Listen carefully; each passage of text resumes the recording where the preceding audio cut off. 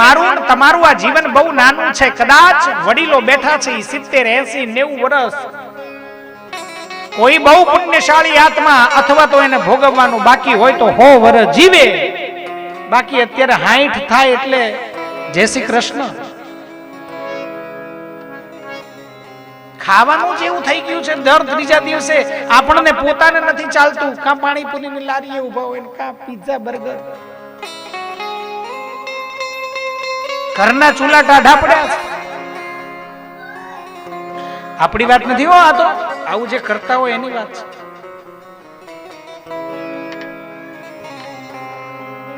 કહેવાનો અર્થ બધું છે. જેટલું પણ આ સૃષ્ટિ ઉપર છે બધું આપણા માટે છે.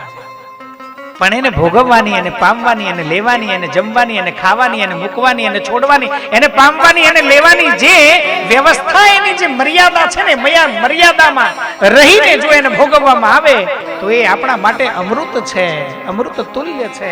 પણ ત્યાં જો મર્યાદા ચૂકાય પછી કોલેસ્ટ્રોલ વધી ગયું છે, બીપી વધી ગયું છે.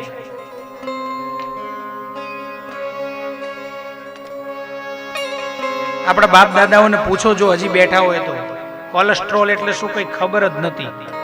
ડાયાબિટીસ એટલે શું ખબર નહોતી.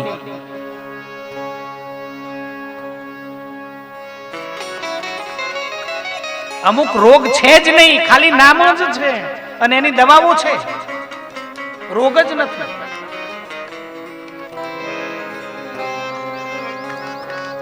પણ મારા વહાલા શૈવો, આ એવી ઔષધિ છે કે સૌથી મોટો આ બ્રહ્માંડમાં જો કોઈ રોગ હોય ને તો ઈ ભવરોગ છે.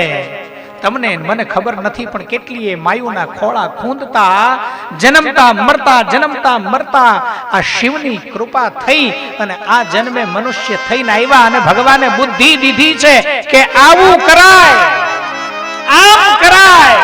અને હવે અહીંયા લાવીને બેસાડી દીધા છે. અને હજી જો આપણે આને ના સાંભળી શકીએ, આને ના લઈ શકીએ, આને ના પામી શકીએ ને તો વળી પાછી 84 લાખ યોનિઓમાં આંટો મારવાની તૈયારી કરી લેજો. એટલે બિસ્તરા ભરી લેજો. હા, ભળવું, ગાવું, બોલવું બધાને મજા જ આવે. આચરણમાં ક્યાં? હારું હાલો, મહારાજ તો વાતું કરશે, એમને તો આ કરશે એટલે દક્ષિણા મળવાની છે. મારે તો હમણાં તમારા ભાઈ આવશે અને ખીચડી માગશે, ઘરે જવું પડશે. નરસિંહ મહેતાએ આવું ક્યારેય વિચાર્યું નથી, મીરાએ ક્યારેય આવું વિચાર્યું નથી, એકનાથે આવું ક્યારેય વિચાર્યું નથી ને ત્યારે ઓલાને વૈકુંઠ છોડીને એની પાસે આપવું પડ્યું. બોડાણો કે આવતી પૂનમથી આપણે નહીં બગતા, નહીં આવવાના આપણે. ઠાકોરજીને ફાળ પડી, બોડાણો નહીં આવે.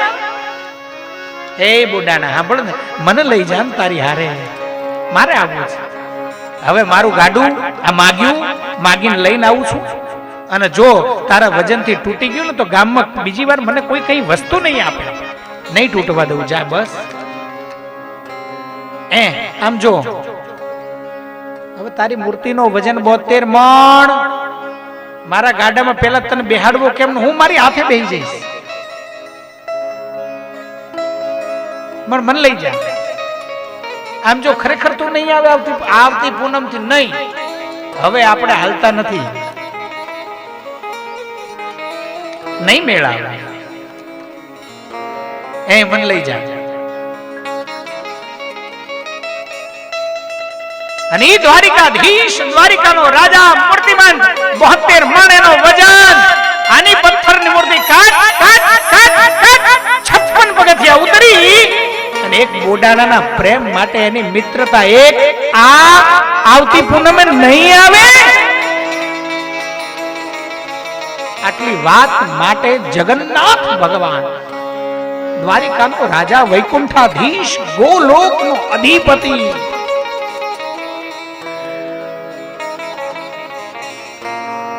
ઉતરીને એના ગાડામાં બેહી ગઈ.